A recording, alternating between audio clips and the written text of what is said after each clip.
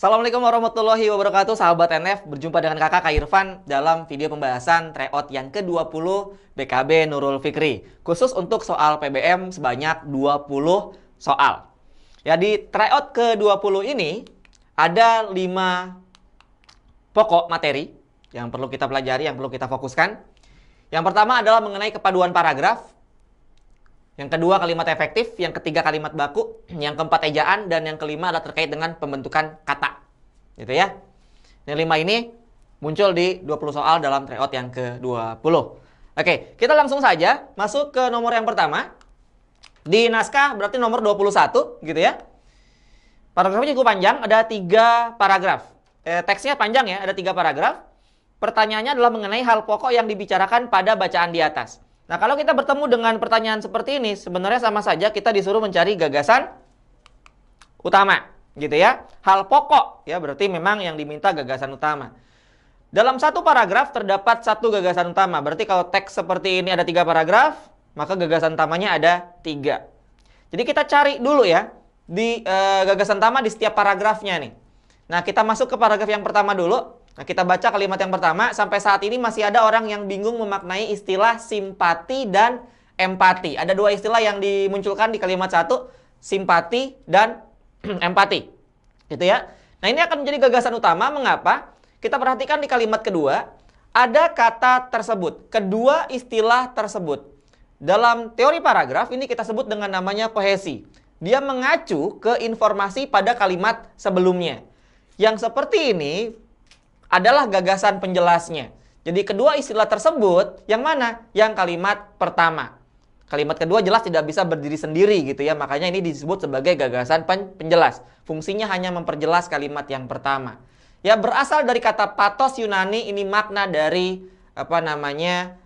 istilah yang dimunculkan di kalimat pertama. Jadi kita simpulkan di sini gagasan utamanya adalah kalimat yang pertama untuk paragraf 1. Sekarang untuk paragraf yang kedua kita perhatikan di kalimat ketiga, walaupun terkesan mirip, keduanya memiliki substansi yang berbeda. Keduanya memiliki substansi yang berbeda. Lagi-lagi ada kohesi di sini, nya. Keduanya, nyanya kemana? Ke simpati dan empati. Ya, lagi-lagi mengacu ke informasi utama. Sebenarnya udah kita pahami ya. Ya, jadi ada perbedaan substansi. Ini yang menjadi gagasan utama di paragraf yang kedua ini. Gitu ya. Mengapa begitu? Di kalimat keempat bisa kita perhatikan yang dibahas di kalimat keempat adalah simpati bisa diibaratkan. Berarti pengertian tentang simpati. Ya, jadi dia menjelaskan terlebih dahulu di kata simpati ya, karena memang di kalimat ketiganya tadi dia bilang substansinya berbeda. Oke, jadi kita simpulkan gagasan utamanya adalah mengenai substansi yang berbeda antara simpati dan empati, tetapi fokus yang dibahas di paragraf kedua adalah simpatinya karena ini ada repetisi. Ya, perhatikan di kalimat 4 ada, kalimat 8 ada, kalimat 7 juga ada, tapi di sini lupa kakak kotaki gitu ya. Yang jelas di sini memang fokusnya adalah mengenai simpati. Kemudian yang di paragraf yang keduanya, paragraf ketiga.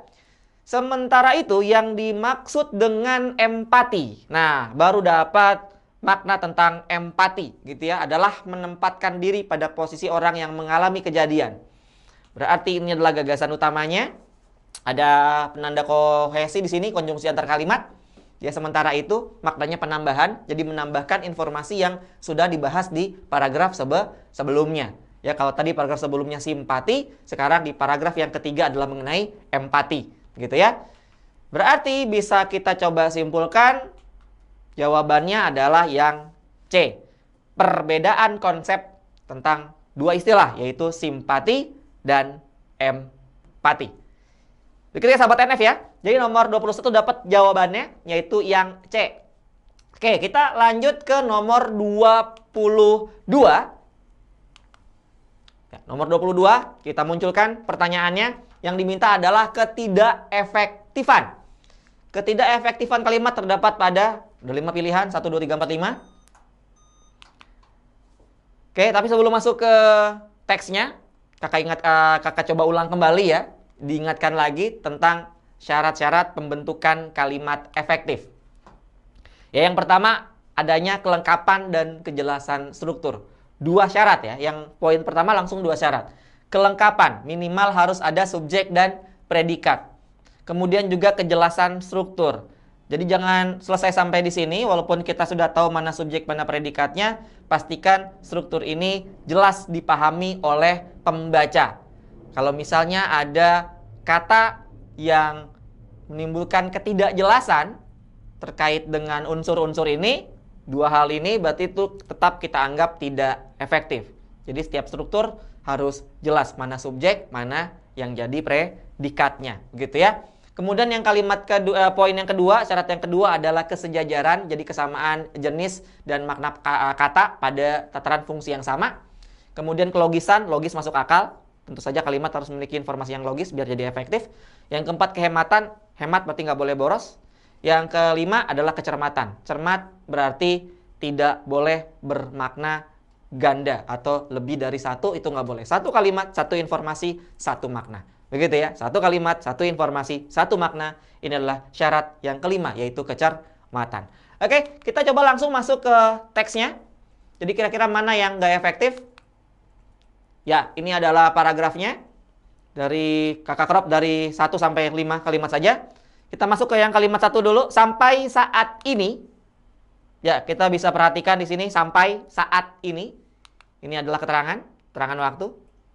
Kemudian masih ada, ya kalau kita bertemu kata ada, ketemu kata adalah, ketemu kata merupakan, gitu ya.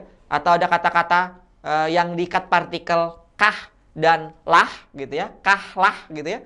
Itu bisa kita pastikan dia adalah predikat. Tapi hati-hati selama memang tidak diganggu oleh kehadiran konjungsi bertingkat, gitu ya. Jadi kalau kita bertemu yang seperti ini, ada, adalah, merupakan, kata-kata yang berpartikel kah, misalnya siapakah, kamukah, diakah, atau yang ada partikel lahnya seperti kamulah, gitu ya. Kamulah satu-satunya, kamulahnya sebagai predikat, satu-satunya sebagai subjek. Jadi begitu ya. Ini predikat berarti. Kemudian karena predikatnya sudah kita temukan terlebih dahulu, untuk mencari subjek gampang, tanyakan predikatnya, gitu ya. Apa yang masih ada? Siapa yang masih ada? Begitu ya. Ternyata jawabannya di sini. Orang. Yang masih ada tentu saja orang, ya. Bukan jin, bukan setan di kalimat ini. Ya, yang dimaksud yang masih ada adalah orang. Berarti orang sebagai subjeknya. Nah, permasalahan muncul ketika kita bertemu kata bingung. Masuk sebagai unsur apa ini bingung? Kalau dari segi jenis kata, bingung adalah kata sifat. Dan dari sisi teori, yang bisa jadi predikat adalah kata kerja dan juga kata sifat. Gitu ya. Kata kerja dan kata sifat itu bisa menjadi predikat. Ini kata sifat, berarti tentu saja ini sangat berpotensi menjadi predikatnya. Oke, tanpa harus melihat struktur yang lainnya, kata-kata yang lainnya, sampai sini saja kita langsung dapat sebuah kesimpulan bahwa kalimat 1 ada kesalahan dari segi ketidakjelasan struktur. Jadi orang yang membaca akan kebingungan, kira-kira di manakah letak predikatnya? Apakah di kata frasa masih ada atau di kata bingung? Itu seperti itu. Nah, hal seperti inilah yang membuat kalimat 1 sebenarnya tidak efektif, gitu ya. Terdapat 2 predikat, gitu ya, ketidakjelasan unsur. Kalau kita perbaiki, bagaimana perbaikannya? Ya, coba kita sisipkan kata yang sebelum kata bingung. Jadi ada satu predikat yang harus kita korbankan sebenarnya. Nanti ya ketika kita menambahkan kata yang ini sebagai konjungsi perluasan, nanti strukturnya akan jadi seperti ini. Masih ada tetap sebagai predikat, lalu orang yang bingung, gitu ya, dia langsung masuk sebagai subjek. Jadi bingung yang tadinya dia predikat berdiri sendiri, satu unsur yang berbeda, gitu ya. Ketika ditambahkan yang, bingungnya menjadi perluasan dari si orang. Berarti masih satu kesatuan menjadi unsur subjeknya. Begitu ya. Jadi dapat tuh. Jawabannya langsung kita dapatkan adalah yang A. Begitu ya. Karena terdapat ketidakjelasan unsur predikat. Itu dia sahabat NF untuk yang nomor 22. Baik, kita lanjut ke nomor berikutnya, nomor 23. Agar efektif kalimat 7 dapat diperbaiki menjadi, ya kakak tampilkan kalimat 7-nya, kita munculkan, set, gitu ya. Nah, kita perhatikan simpati tidak melibatkan perspektif bersama atau emosi bersama. Apa yang salah dari kalimat 7 ini? Kita lihat seperti biasa, kalau kita bertemu keefektifan, yang pertama kita cari adalah struktur. Kita coba cek strukturnya dulu. Simpati adalah subjek karena memang yang dibahas di kalimat 7 adalah mengenai simpati. Kemudian tidak melibatkan, melibatkan ini kata kerja. Dia predikat, predikatnya jenisnya aktif dan dia transitif. Mengapa transitif? Karena dia bisa dipasifkan, melibatkan, menjadi dilibatkan. Berarti perspektif bersama atau emosi bersama ini sudah jelas kita tentukan dia objek. Gitu ya. Dapat strukturnya lengkap. Dari segi struktur ternyata lengkap, subjek, predikat, objek. Lalu apa yang salah? Sehingga harus diperbaiki gitu ya. Karena soalnya tentang perbaikan. Berarti kita yakin ini ada yang salah nih. Apa yang salah? Wah, ada kata yang mirip nih. Bukan mirip lagi, sama gitu ya. Kata bersama. Perspektif bersama, emosi bersama. Ini gejala pemborosan. Ya, gejala pemborosan. Kita bisa menggunakan salah satu gitu ya. Perspektif bersama, perspektif atau emosi bersama. Begitu saja sebenarnya. Tapi apakah kata atau di frasa ini dia benar gitu ya? Kita harus ingat bahwa kata atau itu sebagai konjungsi yang maknanya pemilihan. Pilih aku atau dia yang jadi suamimu gitu ya. Itu seperti itu, yang jadi sahabatmu. Atau konjungsi pemilihan. Apakah di sini dia punya pemilihan, simpati tidak melibatkan perspektif atau emosi bersama?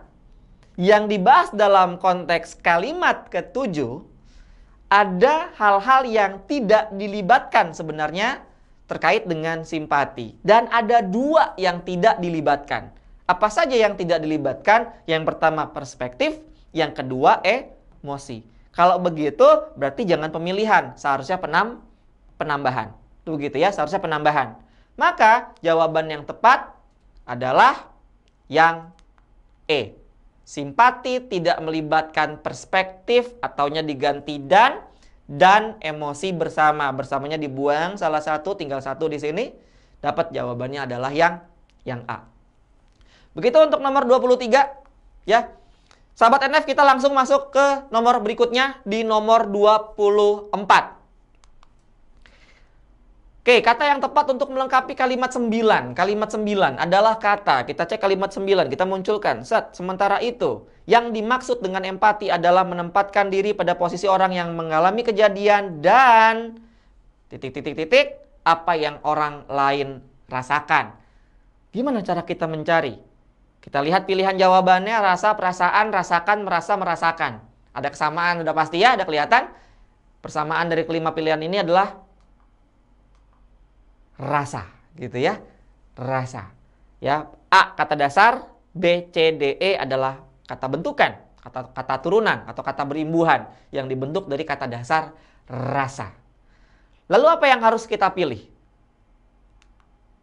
Nah, kita perhatikan di sini pada posisi orang yang mengalami kejadian dan apa yang orang lain rasakan. Oke, ada kata mengalami. Mengalami kejadian dan. Ya, tadi seperti yang sudah kakak bahas di nomor sebelumnya, ada konjungsi dan digunakan buat penambahan. Jadi kita akan anggap dari unsur bagian ini sampai sebelumnya dan bagian setelahnya adalah unsur yang dia sejajar, gitu ya, unsur yang sama. Mengalami kejadian dan, nah kita lihat di sini mengalami dari segi jenis kata dia adalah kata kerja yang aktif, gitu ya, kata kerja yang aktif. Maka biar kalimatnya sejajar, di bagian yang rumpang kita juga butuh kata kerja yang juga aktif, gitu ya. Karena di sini kata kerja aktif, mengalami kejadian dan bla bla bla apa, gitu ya. Maka harus sama-sama kata kerja biar dia sejajar, punya jenis kata yang sama. Nah, di pilihan jawaban, kalau kita lihat di pilihan jawaban, hanya ada dua pilihan yang bentuknya kata kerja aktif. Yaitu D sama E. Gitu ya, itu harus kata kerja aktif ya. Jadi D dan E, nah ini punya jenis kata yang dia sama. Sama-sama kata kerja yang aktif. Nah, kita masih kebingungan mungkin ya. Kira-kira apa nih yang harus dipilih, D atau E? Mengalami kejadian dan merasa apa yang orang lain rasakan atau merasakan apa yang orang lain rasakan. Kita perhatikan biar gampang di sini kata bikin dua kalimat ya. Ada dua contoh kalimat di sini. Saya merasa wangi. saya merasa wangi. Dan kalimat yang kedua, contoh kalimat yang kedua adalah saya merasakan wewangian. Saya merasa wangi, saya merasakan wewangian. Ada makna khusus yang berbeda di antara kedua kalimat ini. Yang pertama, ketika kita menggunakan kata merasa, maka kita harus pastikan objeknya atau informasi setelah predikat itu berada di dalam diri si subjeknya, si sayanya. Saya merasa wangi, gitu ya, karena saya sudah mandi, gitu. Sama juga ketika kita bilang, duh, saya merasa bau, gitu ya, berarti saya bau, begitu. Sama seperti di sini, gitu ya. Kalau saya wangi aja jangan bau, begitu ya. Kalau saya merasakan wewangian, wewangiannya, objeknya berada di luar si subjek. Jadi wewangiannya tidak ada di dalam si saya, begitu ya. Nah, kita lihat di sini. Di bagian informasi setelah bagian rumpang. Apa yang orang lain rasakan? Apa yang orang lain rasakan? Sudah jelas dari sini informasinya bahwa hal yang dibahas di luar diri si subjek. Oleh karena itu, pilihan kata yang tepat ya adalah yang E ya. Merasakan. Jadi dia berada di luar bagian objeknya ini atau unsur informasi setelah bagian rumpang adalah hal yang berada di luar diri si subjek. Sehingga kita gunakan kata merasakan. Kita lanjut ke nomor 25. Bacaan di atas mengandung kata yang kurang tepat dalam penggunaannya. Ya, kalimat-kalimat berikut mengandung hal yang sama. Jadi sahabat juara, sahabat NF, kita akan coba lihat di sini pertanyaannya mengenai kata yang kurang tepat. Gitu ya. Jadi kita harus cari dulu di dalam sebuah teks nanti, dalam teksnya apa kata yang kurang tepat, lalu kita lihat dalam pilihan jawabannya. Karena yang diminta dalam soal adalah kecuali. Oke, kita munculkan teksnya langsung saja. Nah, perhatikan sahabat, di kalimat 12 ada penggunaan kata bila. Bila. Ini muncul dalam lagu ya, bila teringat tentang dikau. Apakah lirik tersebut benar atau salah? Ternyata hati-hati di sini. Bila itu dia kalau disamakan dengan kata kalau atau kata jika, dia tidak baku. Seharusnya bentuk yang tepat adalah apabila. Ya. Jadi sekali lagi, boleh baku akan dianggap baku kalau memang penggunaannya tepat, yaitu digunakan untuk menanyakan waktu atau sebenarnya sinonim dengan kata kapan. Bila kamu berangkat. Agak bingung ya kalau kita mendengar kalimat tanya seperti itu ya. Harusnya kita coba biasakan ya, karena kata bila itu bersinonim dengan kata kapan. Kita bisa menggunakan itu dalam kalimat tanya misalnya. Ya, bila kamu berangkat besok, gitu ya. Itu yang baku untuk penggunaan kata bila. Namun kalau kita perhatikan di kalimat 12, bila tidak memiliki pengalaman yang serupa dengan orang lain, seseorang kemungkinan tidak berempati. Ada keterangan yang menandakan hubungan pengandaian, gitu ya. Nah, kalau pengandaian berarti dia nggak baku, yang baku seharusnya adalah apa? Bila. Nah, sekarang kita tahu kesalahannya ada di kata bila. Ada penggunaan kata yang kurang tepat, yang tidak baku, begitu ya. Nah, kita lihat mana kalimat yang terbebas dari kesalahan tersebut. Kita coba lihat yang A, ada kata buat. Sebenarnya buat kita, ya, di kalimat yang A adalah bentuk ragam cakapan, gitu ya. Seharusnya kita menggunakan kata untuk. Sebenarnya untuk kita, gitu ya. Sebenarnya untuk kita. Jadi A bukan jawaban karena masih ada kata buat. Kak, kapan buat dipakai? Ya, yang bermakna membuat atau menciptakan, gitu ya. Kalau begitu dalam kalimat yang A, konteksnya seakan-akan itu disamakan dengan kata untuk. Padahal bukan padanan ini ya. Jadi buat, selama ini kita gunakan dalam ragam cakapan atau ragam sehari-hari. Ini dia salah, gitu ya. Dia nggak baku sebenarnya kalau dimasukkan ke dalam ragam yang resmi seperti di opsi yang A. Kemudian di opsi yang B, adakah kesalahan kata yang tidak baku di sini? Kesalahan kata bilang. Ternyata ada ya, bilang. Seharusnya apa? Katakan, gitu ya. Katakanlah saja, apabila gitu ya. Apakah sudah kamu katakan kepada beliau? Jadi jangan lagi menggunakan kata bilang untuk ragam yang resmi, gitu ya. Kalau dalam ragam cakapan sehari-hari sih silakan.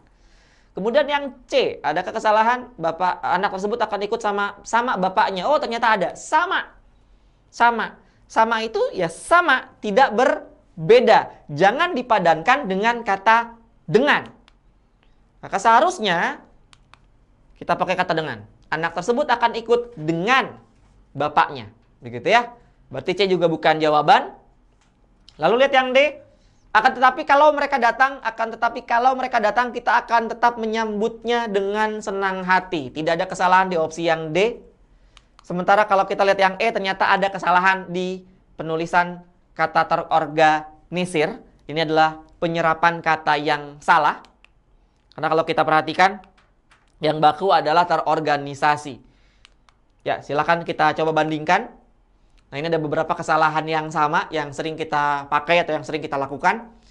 Yaitu kita sering menggunakan kata akomodir, kemudian koordinir, atau legalisir gitu ya. Akomodir, koordinir, legalisir. Padahal yang tepat ketiga kata ini sebenarnya untuk yang kata pertama ini diserap dari kata accommodation, sehingga kita serap menjadi akomodasi. Untuk kata yang kedua ini coordination, sehingga kita serap menjadi koordinasi, dan legalization gitu ya, menjadi legalisasi. Jangan dengan akhiran ir. Jadi ir nggak boleh Kak, boleh saja, tapi dengan makna yang berbeda ya. Misalnya importir dan eksportir itu boleh-boleh saja. Tetapi untuk yang seperti ini ada makna proses di sini, maka kita gunakan isasi gitu ya. Dapat untuk nomor 25, jawabannya adalah yang D. Baik sahabat NF, kita lanjutkan pembahasan kita untuk tryout yang ke-20. BKB Nurul Fikri ya, kita sudah masuk ke nomor 25. Kita lanjutkan, sekarang kita masuk ke nomor 26. Ya, kita munculkan langsung teksnya. Ini teksnya. Apa pertanyaannya di nomor 26? Yang tidak perlu diperbaiki atau perlu diperbaiki di bagian-bagian yang lain, misalnya B, C, D, E. Kalau memang perlu diperbaiki, ada 4 opsi. Nih, bentuk soal seperti ini ya muncul menjadi bentukan soal yang baru di TO tahun sebelumnya, gitu ya. Kita lihat kata yang pertama berarti apa di situ? Aktivitas di nomor 26 ya, aktivitas. Ya, ini mudah sekali sahabat NF. Diambil dari bahasa asing, bahasa Inggris. Yaitu kata aslinya adalah etimologinya dari kata activity.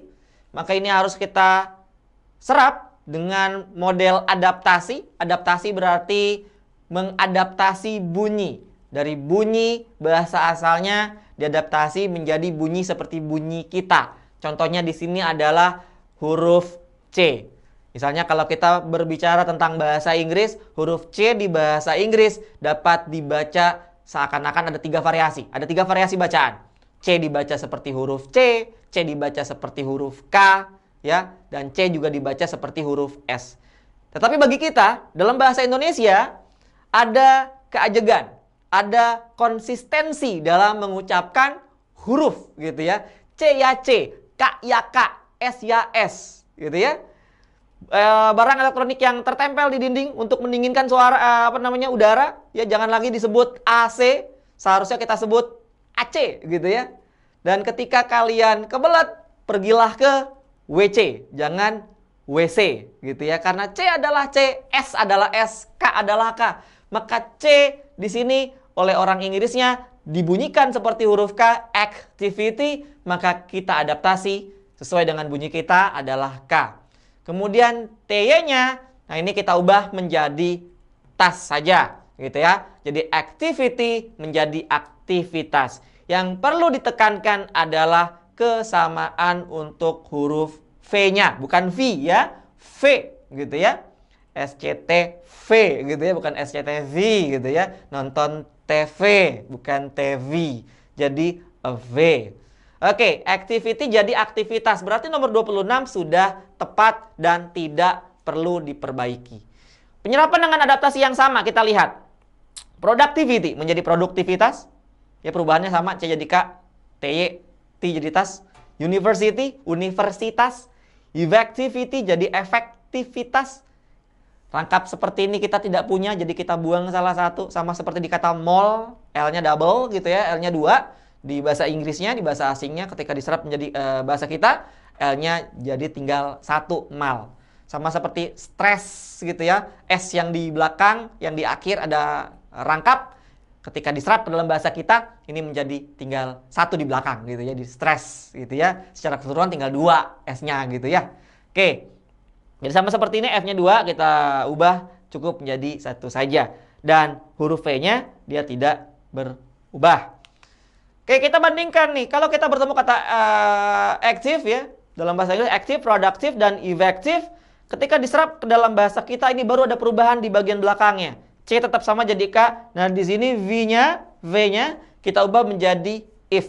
Hal yang sama terjadi pada kata productive, kita jadikan produktif, effective, efektif. Jadi tolong dibandingkan, dibedakan antara penulisan efektif dan efektivitas, kemudian aktif dan aktivitas, produktif dan produktivitas. Jadi seperti itu ya. Dapat untuk nomor 26 jawabannya adalah yang A. Tidak perlu diperbaiki, tidak perlu hiperkorek di sini. Oke, kita langsung masuk ke nomor 27. Kita munculkan masih dengan teks yang sama. Udah kayak komentator bola ini begitu ya.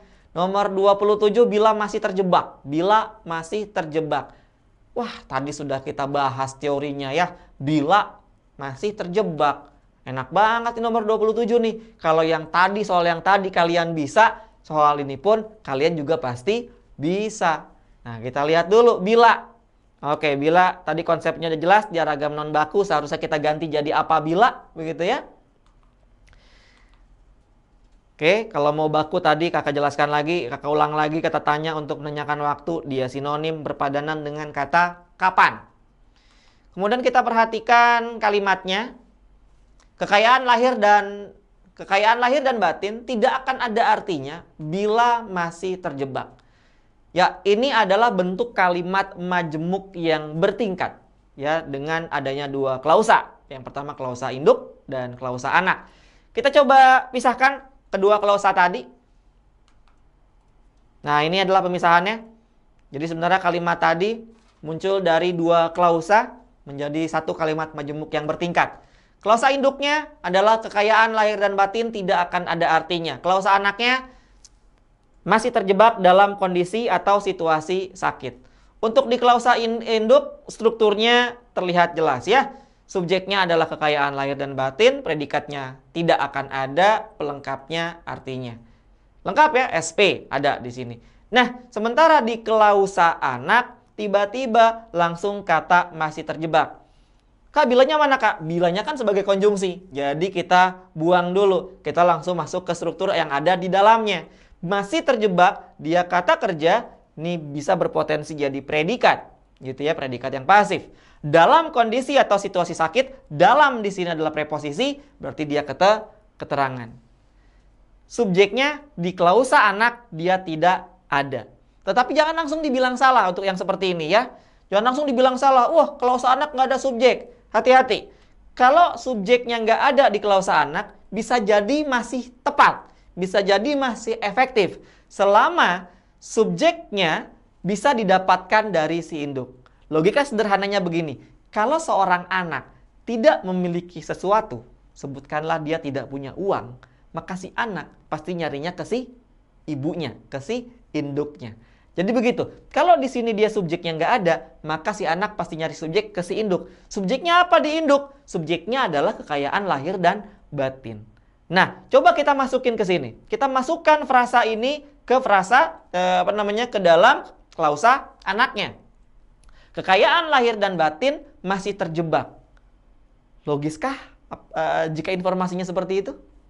Kekayaan lahir dan batin masih terjebak. Nggak enak ya informasinya ya. Ya kenapa nggak enak ya? Karena tidak logis. Yang masih terjebak tidak mungkin kekayaan lahir dan batin. Yang masih terjebak kira-kira siapa yang masih terjebak dalam kondisi atau situasi yang sakit? Biasanya yang seperti ini ada yang dibahas gitu ya. Ada orang yang dibahas, ada pembaca yang dituju oleh si penulisnya. Maka yang tepat seharusnya kalau kita lihat pilihan jawaban ada subjek yang diberikan oleh si pembuat soal di sini, ada penggunaan kata kita. Jadi ketika kitanya dimasukin, dia enak, informasinya dia logis. Siapa yang masih terjebak? Yang masih terjebak adalah kita. Jadi bentuk klausanya, kita masih terjebak dalam kondisi atau situasi sakit. Kayak gitu. Maka kita dapatkan jawabannya adalah yang E. Gitu ya. Kemudian kita lanjut ke nomor 28. Nomor 28 di teks paragraf yang keduanya ya. Menjauhkan dari. Menjauhkan dari. Apakah ini sudah benar? Tidak perlu diperbaiki atau perlu diperbaiki dengan 4 pilihan yang ada. Nah, kita coba perhatikan kata menjauhkan dari. Oke. Kita ekstrak di sini, kita ekstraksi. Jadi kalimatnya agak panjang, kemudian kita ringkas. Yang dibahas di sini sebenarnya pola hidup sehat, gitu ya. Menjauhkan.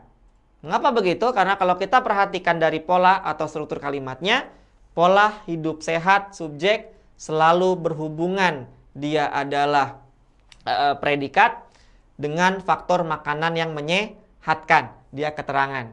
Kemudian ada kata serta. Serta adalah konjungsi yang setara. Berarti ada 2 klausa. Ini kalimat majemuk setara berarti. Ini klausa 1, klausa utamanya sampai kata menyehatkan. Kemudian ada klausa yang kedua. Klausa yang keduanya apa? Sama kayak pola yang tadi ya. Menjauhkan ini predikat. Predikatnya aktif transitif lagi. Kalau predikat aktif transitif, menjauhkan dijauhkan ya, bisa dipasifkan ya. Berarti dia transitif. Subjeknya harus muncul sebelum predikatnya. Jadi seharusnya subjeknya muncul di sini. Tapi sama seperti teori yang tadi, dengan pola yang tadi, kalau di anak kalimat atau di klausa kedua subjek tidak ada, dia akan nyari ke bagian yang awal, bagian yang pertama. Tadi subjeknya adalah pola hidup sehat. Masukin ke sini, dia bisa. Pola hidup sehat menjauhkan. Makanya kita ekstraksi menjadi bentuk yang sederhana seperti ini. Ini diambil dari klausa yang kedua, kalimat pertama, paragraf yang kedua.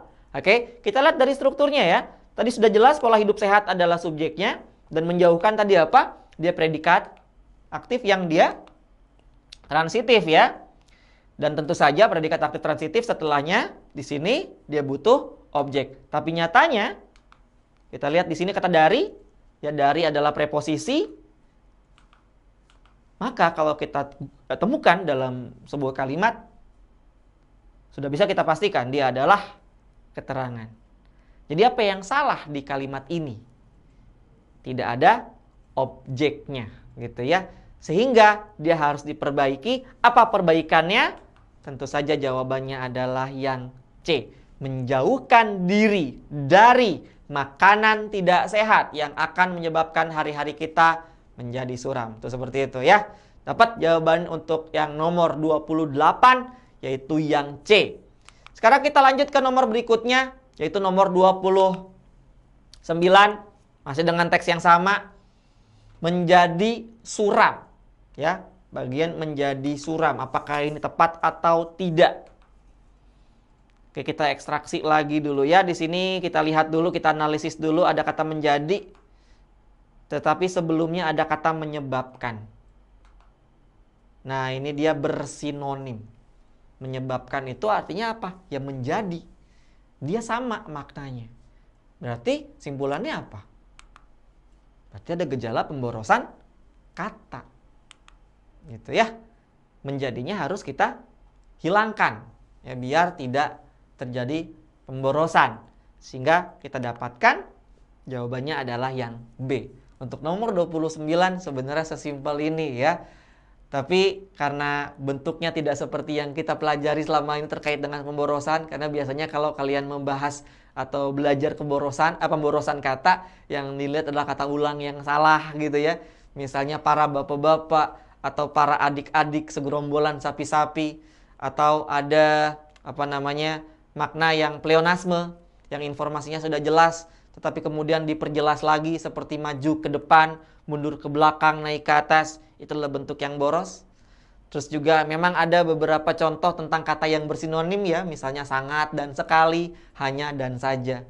Tapi untuk bentuk seperti ini hati-hati juga karena ada beberapa bentukan kata atau kata turunan yang dia punya makna yang sama sehingga bisa juga saling menggantikan. Nah, yang seperti inilah contohnya sehingga kata menjadi bisa kita buang. Sudah ada kata menyebabkan di sini. Oke, kita lanjutkan ke nomor berikutnya, nomor 30. Dengan olahraga yang teratur. Dengan olahraga yang teratur. Kita coba cek dulu untuk kata dengan ya, apakah ini benar atau salah. Karena pola yang harus kita cek ini cukup panjang, ada bentuk frasa juga di sini dengan. Oke, dengan adalah bentuk preposisi yang bisa memaknai atau membentuk 3 jenis keterangan. Ya, ada 3 jenis keterangan yang dihasilkan oleh preposisi dengan. Yang pertama adalah keterangan cara, kedua keterangan serta, ketiga keterangan alat, gitu ya, cara, serta, dan alat. Nah, kita fokus saja dulu ke poin yang pertama, keterangan cara. Jadi kalau kita mau membentuk kata untuk sebuah kalimat dengan adanya keterangan cara dan dibentuk dengan preposisi dengan, pastikan setelah dengan adalah kata kerja atau kata sifat. Kata kerja atau kata sifat. Kita ambil contoh di sini ya. Saya pergi dengan berjalan kaki. Nah, kata berjalan di situ adalah kata kerja. Kemudian contoh yang kedua, saya berjalan dengan lambat. Lambat adalah kata sifat. Nah, ketika kita bertemu seperti ini, nilai yang kita sebut dengan yang namanya keterangan cara, gitu ya.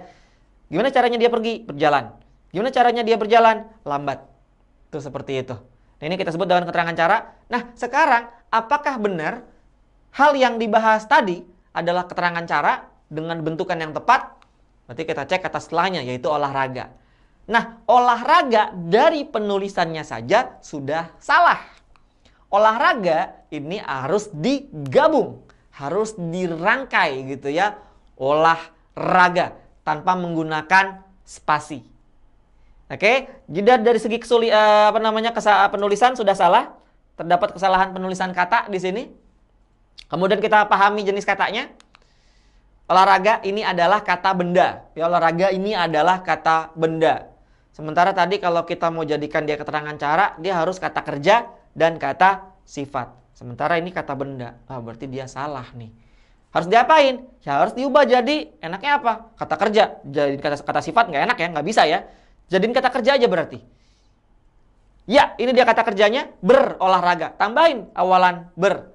Agar kata ini yang tadinya kata benda menjadi kata kerja. Inilah fungsi dari sebuah imbuhan. Jadi imbuhan memiliki kekuatan untuk mengubah jenis kata. Contoh seperti ini yang tadinya kata benda bisa diubah menjadi kata kerja. Jadi seharusnya bentukan yang tepat, frasa preposisi yang tepat adalah dengan berolahraga yang teratur gitu ya, dengan berolahraga. Wah, kita lihat di pilihan jawabannya, yang A udah pasti tentu salah. Berolahraga masih dipisah. Coret. Yang C olahraga, nggak ada bernya, belum digabung lagi. Coret. Yang D berolahraga, benar ada bernya, sama seperti B, tapi masih dipisah. Bebel juga ya. Coret lagi nih pilihan jawaban. Udah ketemu jawabannya yang E. Dengan berolahraga secara teratur. Bentar dulu Kak, ada yang beda lagi. Apaan? Di opsi E ada kata secara, di teksnya ada kata yang. Gitu ya. Kalau nanti di pilihan di ujian, saat ujian bertemu kasus seperti ini, kalian tidak perlu terlalu kritis ya. Wah, ntar dulu Kak, ini ada secara beda dengan kata yang. Kita analisis dulu. Apa itu yang? Apa itu secara? Padahal dari pilihan jawaban udah jelas, hanya tersisa satu gitu ya. Tapi sekarang ada pembahasan, kita bahas. Tadi yang sudah kelihatan ya di awal-awal pembahasan, yang adalah konjungsi perluasan yang digunakan untuk membuat keterangan yang tentu saja kita sebut keterangan perluasan. Kemudian kalau secara, ini adalah kata depan yang digunakan untuk menunjukkan cara. Bagaimana caranya berolahraga. Ya, artinya di sini memang bukan perluasan. Ya, yang diinginkan bukan bentuk perluasan, seharusnya adalah cara bagaimana kita berolahraga agar kondisi tubuh tetap bugar. Yaitu caranya adalah dengan berolahraga, dan berolahraganya harus dilakukan dengan cara teratur. Kita ringkas ya, informasi tadi kan kepanjangan banget tuh. Nah, kita ringkas menjadi bentuk seperti ini dengan berolahraga secara teratur. Selesai sudah untuk yang nomor 30, dapat jawabannya untuk yang E. Kita lanjut ke nomor berikutnya 31. Judul yang tepat. Teksnya juga panjang. Ada 3 paragraf. Berbicara judul, kita berbicara gagasan utama dulu. Cari dulu gagasan utama di setiap paragrafnya. Ya, karena kenapa begitu? Karena judul harus bisa mewakili keseluruhan informasi dalam paragraf. Untuk itu, kita butuh gagasan utama sebagai bahan utama pembuatan judulnya. Gitu ya. Tentu saja judul juga harus menarik, itu syarat lain dari penentuan judul. Dan juga dia ringkas, gitu ya. Jadi sesuai dengan gagasan utama, menarik dan ringkas. Ini syarat penentuan judul. Nah, coba kita cek teksnya. Nah, kakak lebih besarkan ya biar kelihatan. Cari judul gagasan utama dulu ya. Cari gagasan utamanya dulu. Oke, di paragraf pertama kita perhatikan ada kata oleh sebab itu di kalimat yang kedua. Oleh sebab itu, ini adalah konjungsi antar kalimat penanda sebab akibat. Kalau kita bertemu yang seperti ini, dia kausalitas, bisa jadi, kemungkinan besar. Kakak nggak bilang pasti ya, kemungkinan besar. Karena nggak ada yang pasti di ilmu bahasa. Ini ilmu, sosial ya. Jadi bisa kita curigai dulu ya, bahwa oleh sebab itu kalau kita ketemu ini, mungkin dia adalah gagasan utamanya. Nah, coba kita lihat informasi setelahnya. Agar tetap sehat, orang rela melakukan apa saja. Apakah dia jadi gagasan utama? Apakah kalimat 2 atau kalimat 1? Nah, kita coba lihat di kalimat yang ketiga, segala cara dilakukan. Segala cara dilakukan. Ini mengacu ke informasi kalimat kedua. Jadi kalimat 3 mengacunya ke kalimat kedua, bukan ke kalimat 1. Itulah sebabnya kalimat 1 bukan gagasan utama, gitu ya. Tetapi hanya sebagai pengantar. Jadi orang rela melakukan apa saja agar tetap sehat. Kalimat 3 sebagai gagasan penjelas. Kalimat 4 juga sama. Ternyata kita lihat di informasi kalimat keempat, subjeknya adalah beragam usaha tersebut. Beragam usaha.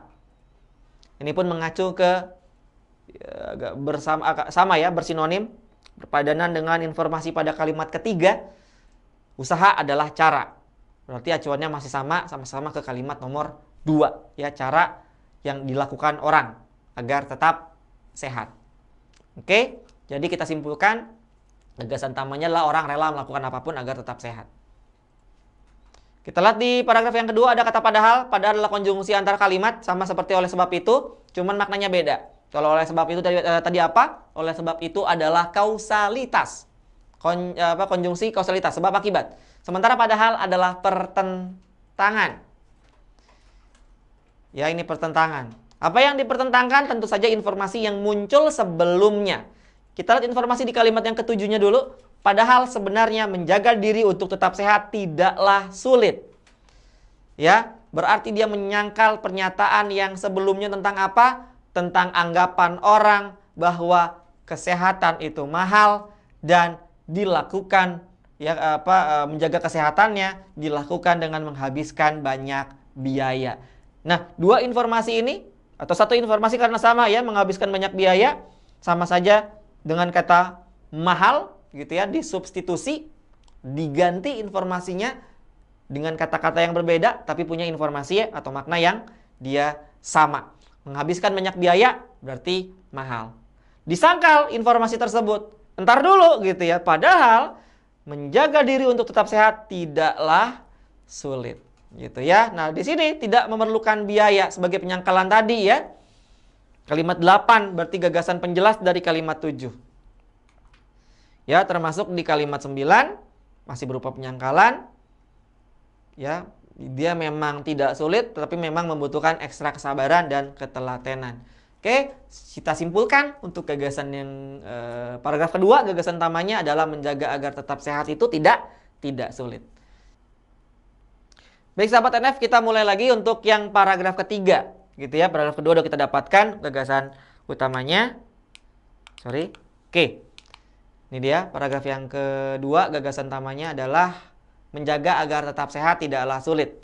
Nah sekarang untuk paragraf yang ketiga, gagasan utamanya di mana? Kita baca dulu yang kalimat pertama atau kalimat yang 10. Untuk menjaga kesehatan diantaranya diperlukan. Oh ada kata diperlukan. Diperlukan ini berarti saran dari si penulis. Nah kalau ketemu bentuk seperti ini curigai dia juga sebagai gagasan utama. Karena ketika seseorang membuat sebuah teks, di dalam teksnya ada sebuah masalah. Setelah masalah ada sebuah masukan atau sebuah saran atau sebuah solusi, maka sudah pasti tentu saja intinya adalah si solusi itu tersebut atau saran itu tersebut. Nggak mungkin cuma ngambil masalahnya saja, berarti kita salah tangkap atau mungkin kita nggak baca sampai tuntas gitu ya. Jadi kalau bertemu dengan saran, masukan atau pendapat si penulis, curigai dia sebagai gagasan utamanya. Coba kita analisis apakah benar seperti itu? Apakah kalimat 10 sebagai gagasan utama? Ya ada solusi di sini yang diberikan oleh si penulis, pola hidup yang sehat. Itu di kalimat 10-nya. Di kalimat 11, oh ternyata ada repetisi, ada pengulangan informasi. Sama-sama di unsur subjeknya ya, pola hidup sehat. Di kalimat 12 juga sama.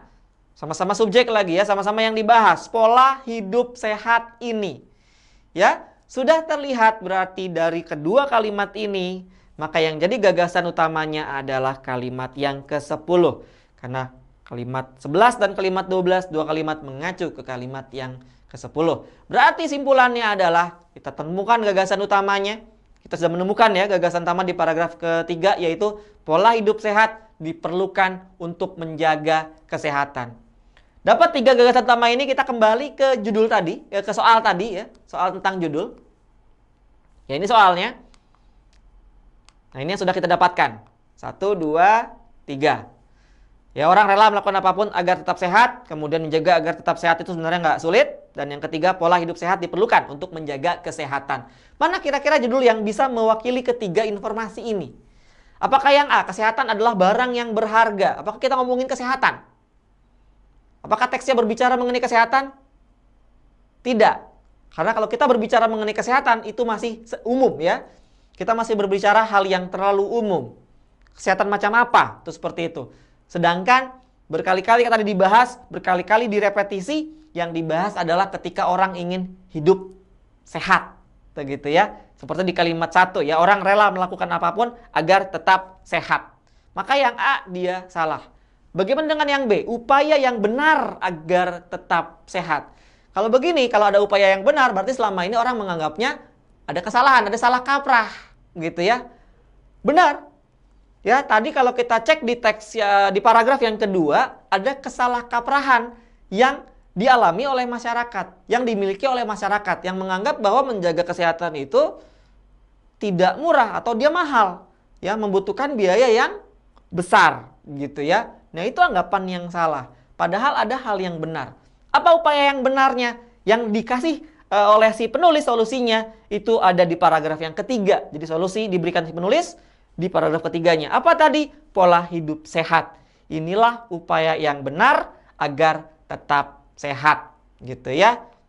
Nah, ini tetap sehat tidak sulit, caranya gampang aja dan juga tidak mahal, yaitu dengan melakukan pola hidup sehat. Jawabannya adalah yang B, upaya yang benar agar tetap sehat. Gitu ya. Oke, kita lanjut ke nomor berikutnya, nomor 32. Konjungsi yang digunakan secara tidak tepat terdapat pada kalimat. Langsung kita munculkan teksnya. Kita perhatikan di sini. Di kalimat keberapa kira-kira konjungsinya salah?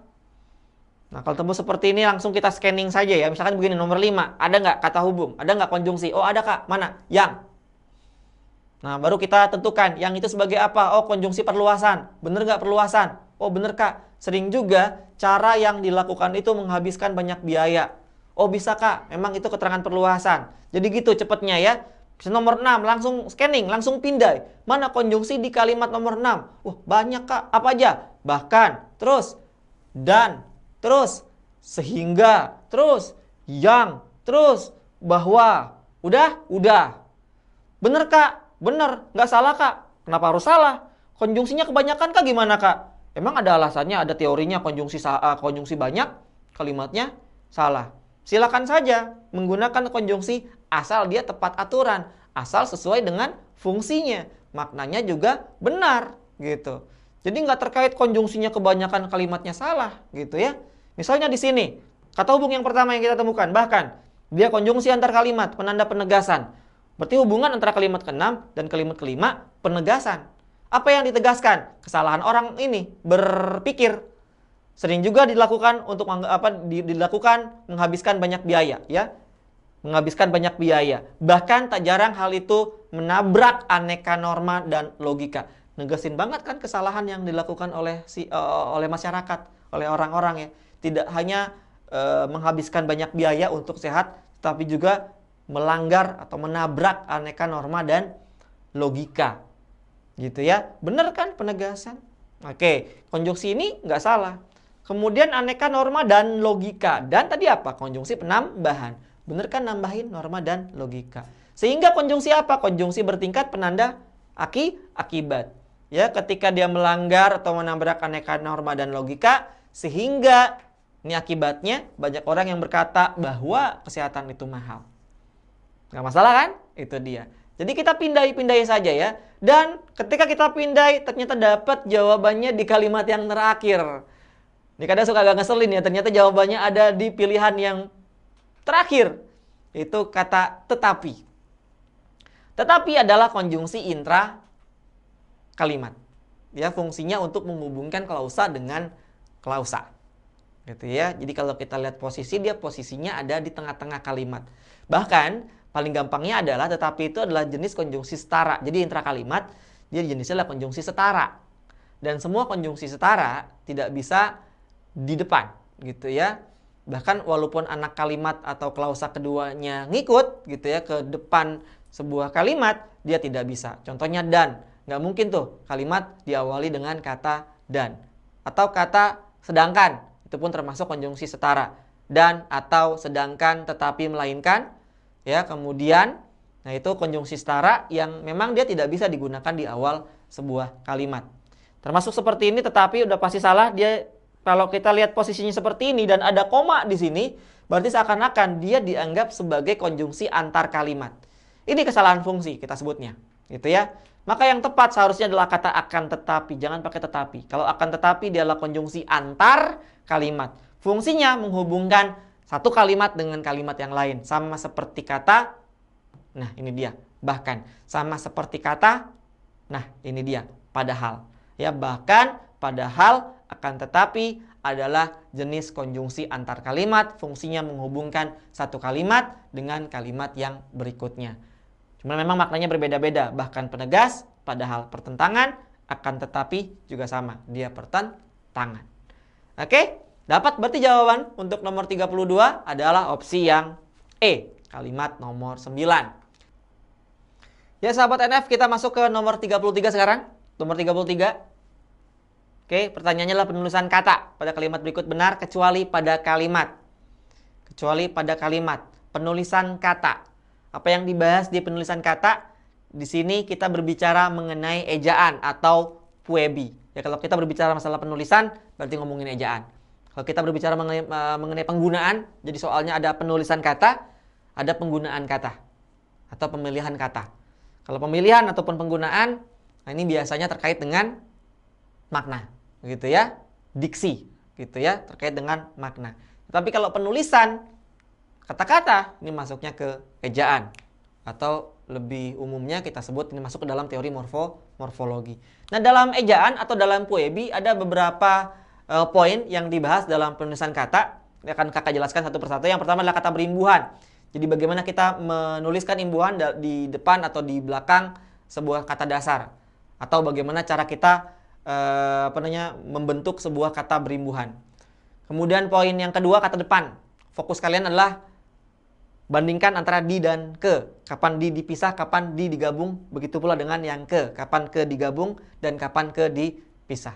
Ingat saja bahwa di yang dipisah adalah di yang berbentuk keterangan tempat. Ya, di yang berbentuk keterangan tempat udah pasti dia kata depan. Dan penulisan kata depan dia harus dipisah. Itu seperti itu ya.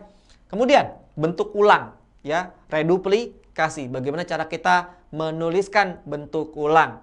bapak, bapak, bapak. Nah, itu yang kita sebut dengan kata ulang utuh, begitu ya, atau dwilingga. Kemudian ada juga bentuk ulang sebagian seperti warna-warni, mondar-mandir, gitu ya. Maaf, itu salin suara.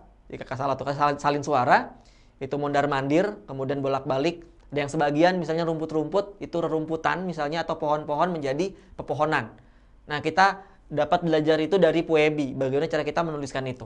Kemudian gabungan kata, gitu ya, ada beberapa kata yang harus digabung. Kemudian partikel ini tolong fokus ke yang pun, karena ada beberapa pertanyaan, ada pun yang digabung, ada pun yang dia dipisah. Nah, pun yang digabung biasanya dia yang berbentuk atau yang berjenis kata hubung, gitu ya. Adapun, andaipun, ataupun, begitu ya, bagaimanapun, biarpun, kalaupun, kendatipun, itu seperti itu, ya. Oke, itu partikel. Singkatan dan akronim. Kalian harus bisa membedakan apa itu singkatan, apa itu akronim, gitu ya. Kemudian bagaimana cara menuliskan kedua hal tersebut. Apakah harus pakai huruf kapital atau tidak? Kalau pakai huruf kapital, semuanya kapitalkah? Atau cuma di bagian awalnya saja? Nah, itu ada di aturan dalam Puebi terkait penulisan kata. Kemudian kata ganti dan juga ada kata sandang. Nah, apa yang salah sih di kalimat yang ketiga ini? Nah, yang salah adalah penulisan kata non-medis. Ya, ini bagian dari kata berimbuhan sebenarnya. Karena non kita anggap sebagai bentuk yang terikat. Ketemu apapun dia harus dirangkaikan, dia harus disambung. Non, apalagi misalnya? Non-muslim, itu digabung. Kemudian non-pariwisata. Ya, semua bentuk non itu dia harus digabung. Kemudian yang di kalimat ke-8-nya ada kata kadangkala. Nah, ini kadangkala harus dipisah. Ya, kadangkala harus dipisah. Tidak menjadi bagian dari contoh kata-kata yang harus digabung. Ya, nggak ada di poin-poin ini. Ini biasanya kalau yang kadangkala ini kita lihatnya di gabungan kata. Karena ada yang agak-agak mirip. Ya, bandingkan dengan ada kalanya. Ya, sama-sama ada kala di sini. Tapi kalau dalam Puebi ada kalanya itu masuk ke dalam gabungan kata, ya, dia harus dirangkai. Sementara kadangkala itu tidak ada di situ. Jadi ini harus dipisah. Jadi dapat ya jawabannya untuk yang nomor 33 adalah yang A. Ya, ini ada yang salah di 3 dan 8. Kemudian nomor 34, inti yang disampaikan pada paragraf kedua. Ya, sebenarnya ini sudah kita bahas tadi ketika kita mencari atau menentukan judul. Ya, kita sudah dapatkan gagasan utamanya mengenai menjaga diri agar tetap sehat itu tidaklah sulit. Ya, di kalimat nomor 7. Ini ya. Dan kalimat 7 ini adalah informasi yang menyangkal informasi kalimat 5 dan informasi kalimat yang ke-6-nya. Gitu ya. Dan juga ditambahkan lagi di kalimat ke-8 ya, diperjelas atau dipertegas, yaitu tidak memerlukan biaya sama sekali. Ya, karena ini dibilang tadi pertentangan dari kalimat sebelumnya. Enggak kok, nggak mahal, dia nggak sulit kok, gitu ya. Bahkan nggak pakai biaya, gitu ya. Oke, jadi dapat sebenarnya kalau kita melihat dari hal seperti ini, jawabannya adalah yang C. Menjaga kesehatan tidak harus mahal, gitu ya. Dapat ya? Kemudian nomor 35.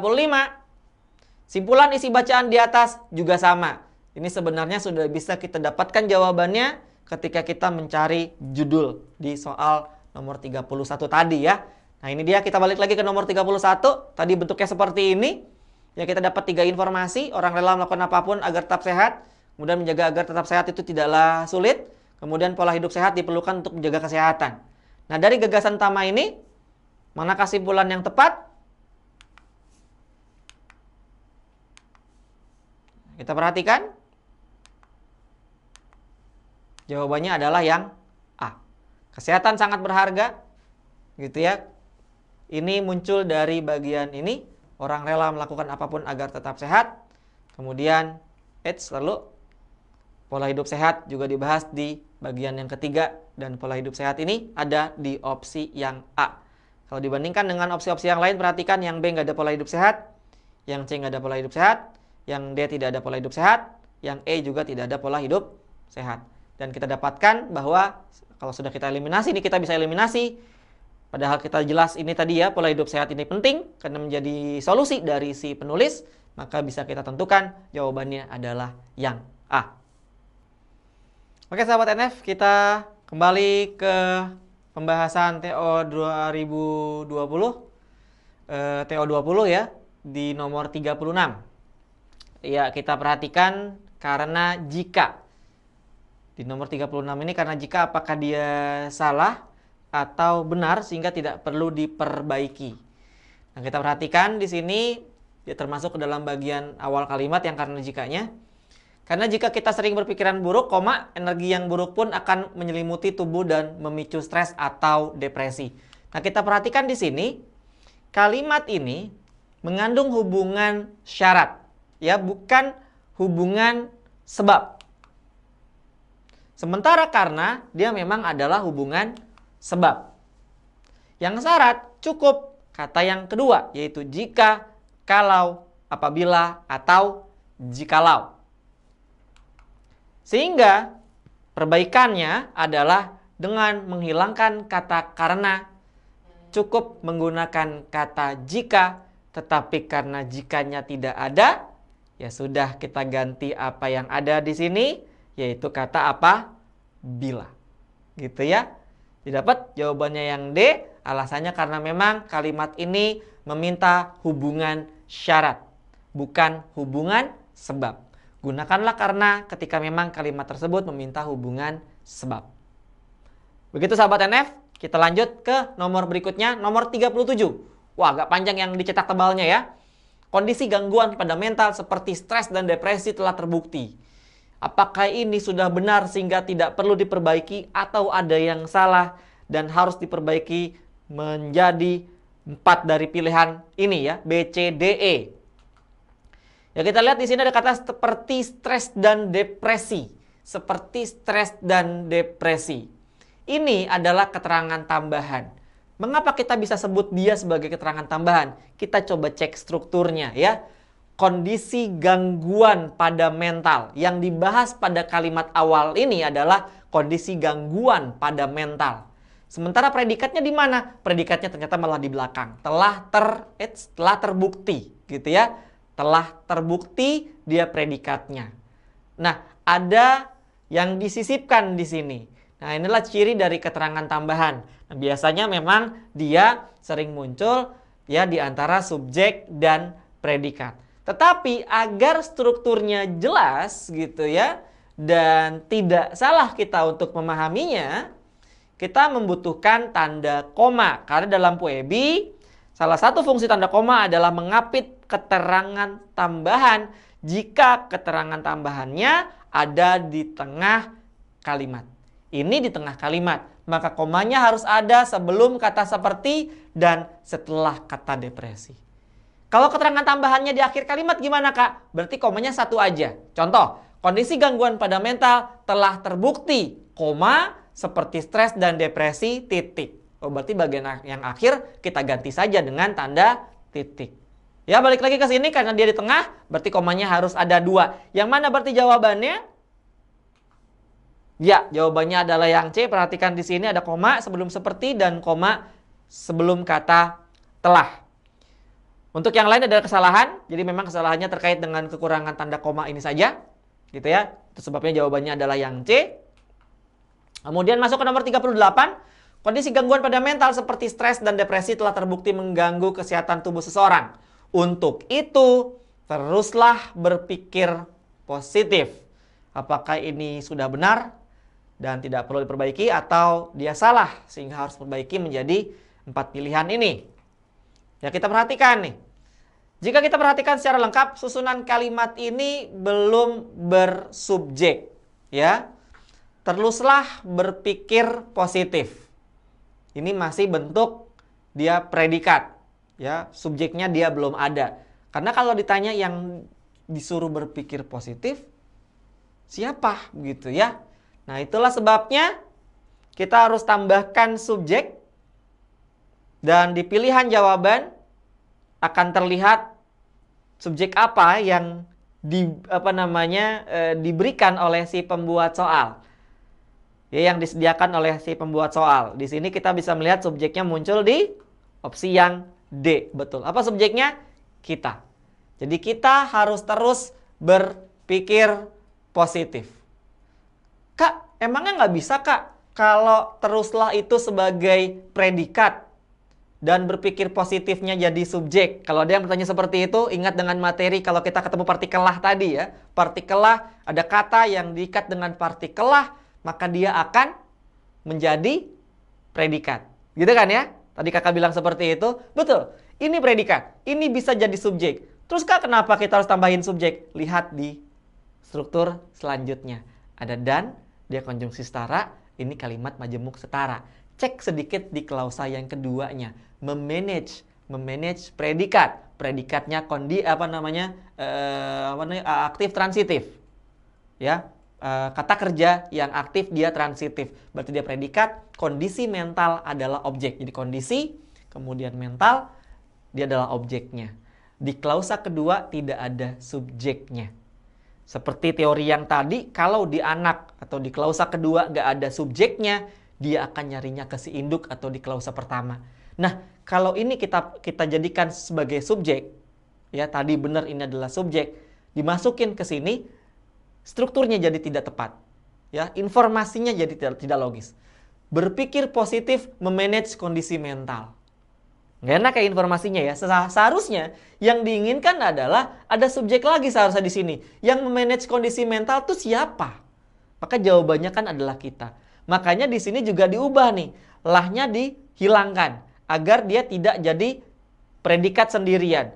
Ya, jadi langsung dibilang kita harus terus berpikir positif. Nah, harus terus berpikir positif, ya, harus terus berpikir, dia akan jadi predikatnya. Jadi subjeknya kita, kemudian harus tetap berpikir, dia adalah predikatnya. Itu seperti itu ya. Kalau subjeknya di sini kita, dimasukkan ke klausa yang kedua, dia jadi enak informasinya. Kita memanage kondisi mental. Kalau ditanya, jawabannya juga gampang. Yang memanage kondisi mental, siapa? Kita. Gitu ya. Itulah sebabnya jawabannya adalah yang D. Jadi memang ini tahapannya tidak satu ya, jadi bertahap. Gitu ya. Betul, memang betul. Ini teruslah predikat, berpikir positif adalah subjeknya. Tetapi lihat dari klausa keduanya, dia punya struktur yang jadi malah bermasalah. Jadi kita sejajarkan di sini ya. Kita harus terus berpikir positif, kemudian kita memanage kondisi mental agar tidak mengalami stres. Demikian alasannya, mengapa jawaban kita adalah yang D. Lanjut ke nomor 39, memanage. Ini paling gampang nih, memanage. Kita coba lihat, manage. Dibentuk dari kata dasar manage, diberikan awalan me. Ya. Tapi pertanyaannya, manage gitu ya. Ini kalau kita baca pakai bahasa kita jadi manage nih. Ya, kalau bahasa Inggris berarti manage, ya, miring. Sudah baku atau belum? Ada nggak di KBBI manage gitu ya? Ternyata dia belum. Kalau belum, berarti masih dianggap sebagai bahasa asing. Kalau gitu gimana nulisnya?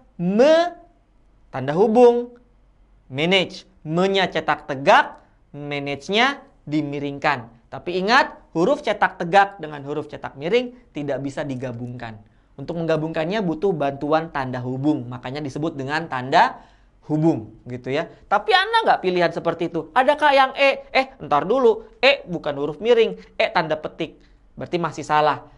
Tidak ada ternyata yang bentuk seperti itu. Me-nya tegak, kemudian tanda hubung, manage, miring gitu ya. Kalau ada itu pilihannya. Tapi karena nggak ada, berarti kita lakukan cara yang lain. Tetap pakai me, tapi manage-nya kita padankan dengan bahasa kita sendiri. Toh kita punya padanan katanya. Apa padanan kata dari kata manage? Atur gitu ya. Manage berarti atur. Berarti seharusnya sudah kita tulis saja menjadi mengatur. Begitu ya sahabat NF. Oke, nomor 39 dapat jawabannya adalah yang C dengan alasan tadi. Di sana ada dua varian tadi ya. Tanda hubung manage, atau yang paling tepat ya, mengatur. Ya, usahakan untuk tidak terlalu terbiasa menggunakan terlalu banyak ya menggunakan bahasa asing, gitu ya. Apalagi kalau memang kata tersebut sudah memiliki padanan kata di bahasa kita sendiri. Oke, seperti new normal ya yang sedang tren saat ini, karena sudah ada padanannya, maka kita gunakan padanannya, yaitu era kenormalan baru. Ya, jangan terlalu terbiasa kita menggunakan kata new normal. Salah? Tidak salah. Tetapi kita biasakan karena kita sudah memiliki punya kita sendiri. Begitu dia sahabat NF. Kita lanjut masuk ke nomor 40. Orang-orang dengan pola pikir negatif. Kita lihat di sini kesalahannya adalah kata dengan sebenarnya. Ya, ini langsung saja ya kakak berikan karena sebenarnya konsepnya tadi sudah kita bahas. Dengan adalah preposisi yang dia menunjukkan 3 jenis keterangan. Cara, serta, aduh salah nih dengan nih. Ini salah nulis nih. Cara serta alat. Ya, cara serta alat di sini ya. Nanti dicoret sendiri dia di layar HP kalian begitu ya. Cara serta alat. Gitu. Nah, dari ketiga makna ini apakah bisa kita masukkan ke kalimat seperti ini? Tentu saja tidak.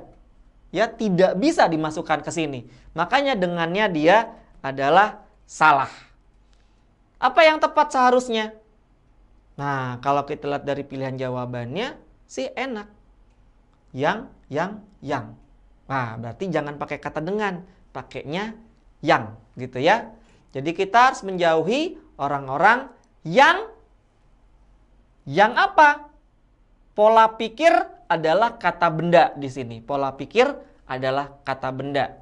Kalau kita masukin kata benda setelah kata yang dan dia sebagai perluasan, jadi nggak enak nanti ketika kita masukkan ke informasi kata orang. Seharusnya habis orang-orang ada kata atau informasi yang bisa jadi predikat. Jadi kalau kita beginikan saja, nggak mungkin kita bilang orang-orang pola pikir. Jadi seharusnya orang-orang yang, jadikan kata kerja kayak tadi kata olahraga, kita jadikan kata kerja menjadi berolahraga, maka ini pun sama, gitu ya. Jawabannya adalah yang D. Kita menjauhi orang-orang yang, dengannya kita ganti dengan yang berpola kata kerja, berpola pikir negatif. Itulah jawaban alasan. Jawaban nomor 40 adalah yang D. Demikian dari kakak 20 soal pembahasan tryout yang ke-20 BKB Nurul Fikri. Gitu ya. Ikuti terus video pembahasan BKB Nurul Fikri selanjutnya. Jangan lupa di subscribe channelnya. Dan demikian dari kakak, kurang lebihnya mohon maaf. Kakak akhiri. Wabillahi taufik wal hidayah. Assalamualaikum warahmatullahi wabarakatuh. NF luar biasa.